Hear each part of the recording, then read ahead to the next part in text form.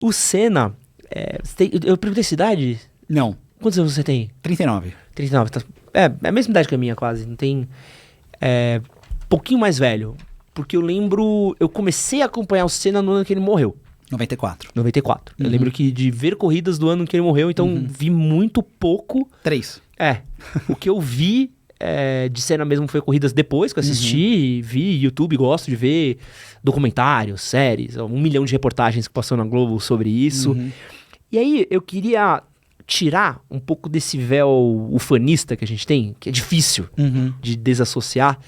Até porque você reparar que tem até pôster dele aqui. Eu vi. É difícil até tirar isso. Mas por que ele, como piloto, eu vejo que tem muitos pilotos, o próprio Hamilton, vários outros corredores que levam o Senna mesmo como um cara que é a inspiração deles. O que ele fez de tão especial assim pra Fórmula 1, pra estar nesse destaque tão grande? Eu acho o seguinte, o Senna pra mim mudou a cara da Fórmula 1. O Senna foi o primeiro... Do mesmo jeito que a Gisele Bündchen mudou a moda, foi tipo a primeira Uber Model, não sei o quê, foi o Senna pra Fórmula 1. Por quê? Antigamente ninguém... todo mundo fala assim, o Senna era o cara que mais treinava, era o obcecado. Cara, todo grande campeão era obcecado, todo grande campeão treinava, mas o Senna pra mim foi o primeiro cara que elevou, por exemplo, a preparação física num outro patamar. O Senna foi tipo um baita atleta. Ele fez a primeira prova dele de Fórmula 1 que ele completou na África do Sul em 84. Tipo, ele acabou, ele tava travado com espasmos, não conseguia mexer, não conseguia sair do carro. O cara se ligou, falou, pô, eu sou um cara, esses carros são muito pesados, eu sou um cara magrinho, preciso me condicionar. Então ele começou a levar a sério preparação física, ele começou a levar muito mais sério o entendimento de dados, de telemetria, estavam começando a surgir os computadores na época. Então ele foi um cara que, na minha visão, mudou a cara do piloto de Fórmula 1.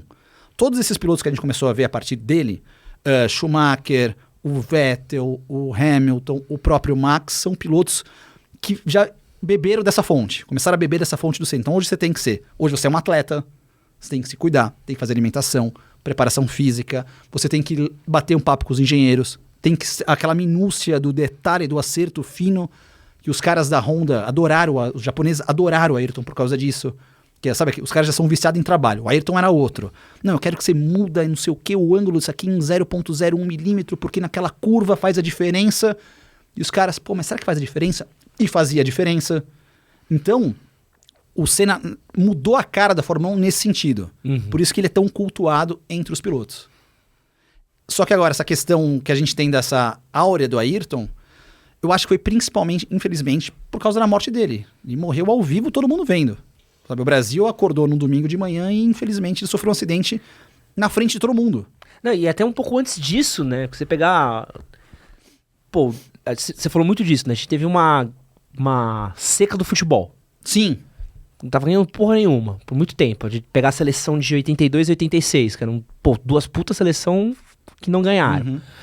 Você tinha uma crise econômica bizarra, um país saindo de uma ditadura num momento meio merda. E surge um cara incrível, num esporte extremamente competitivo, e do nada a gente é bom em alguma coisa, né? E o cara pega e levanta a bandeira do Brasil. Isso é muito louco. É muito louco. É muito louco. É muito louco. Então, essa imagem realmente que todo mundo associa que o Brasil que dava certo. Pô, é o orgulho, é o cara que tá ali contra tudo e contra todos, está ganhando e tá representando a gente. E ele tinha uma coisa meio... Vou falar palavras fortes aqui.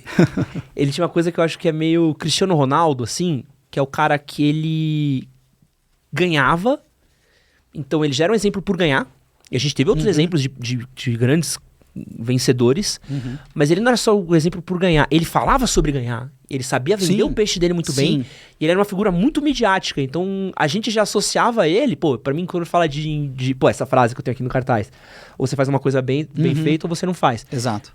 É o cara que sabia vender a imagem dele tão bem quanto o desempenho dele, né? Isso é muito forte pro esporte, né? E na época do Ayrton, imagina, não tinha nem... Mal tinha telefone sem fio. Não, imagina. Não tinha rede social. Então ele conseguiu também se agregar à rede social da época dele, que era qual? A televisão. Então ele se juntou muito bem com a Globo, fez ali... Foi muito amigo do Galvão, realmente, que era a principal voz do esporte, e soube realmente fazer esse trabalho de,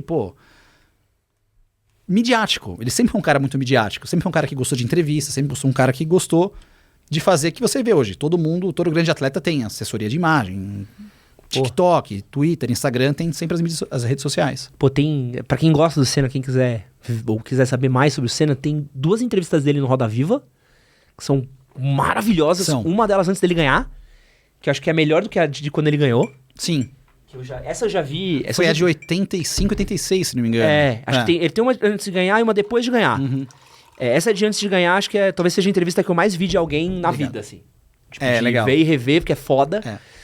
E tem uma entrevista dele que tá que ele deu pra Playboy, que tá no livro As Grandes Entrevistas da Playboy, que é um livro excelente pra quem gosta de entrevista também, e cara, é uma entrevista também que eu devo ter lido 1 milhão de vezes, assim, que é o fino do fino do fino, assim, do cara que manja.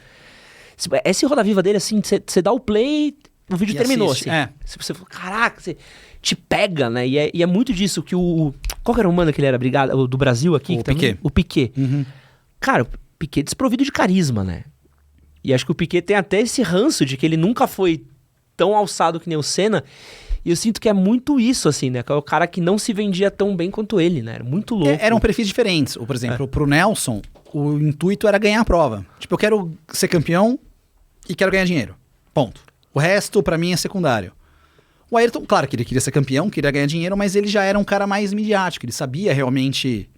Eram perfis diferentes, de 2 gênios, mas era isso. Tipo, o Senna, ele fazia mais questão de dar entrevista, de ser um pouco mais... bem mais midiático e... Tanto que você tem o boné do Nacional... Porra, eu tenho? Eu tenho também, é um símbolo até hoje. O banco faliu e todo mundo tem essa marca associada. É muito bom, o próprio capacete. Também. Pô, você tá maluco. E esse que você acabou de assistir foi um corte do nosso podcast com o Thiago Alves.